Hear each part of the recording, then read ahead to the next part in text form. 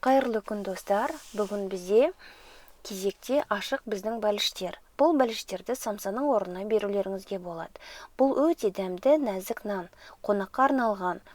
Ішінде жеміс-жидек, тауық еті, бетінде сыр болады.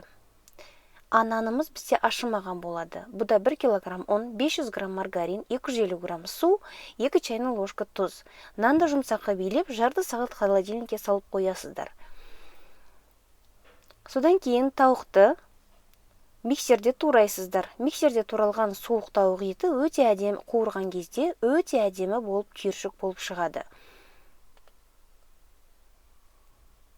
Баялдыны турайсыздар. Сарымсақты турайсыздар.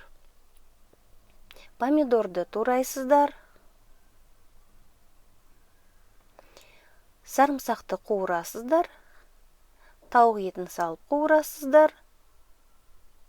Помидорды салып қуырасыздар.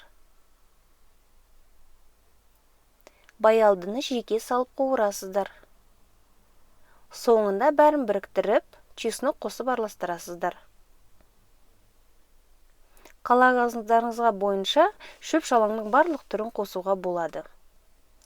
Нанды осылай жұқалап жаясыздар, 4 бұрыштап, ортасын кесесіздер, айқастырасыздар. Сонымен сіздерде осыны әдемі нан шығады. Ішіне дайын начинканы салып, конвекция режимінде 180 градуста пысырасыздар. Пысып болған нанның бетіне сырды сеуіп, қайтадан духовкаға жібересіздер. 2 минуттан қайтадан шығарасыздар. Сіздермен болған әсел, астарыңыз дәмді болсын.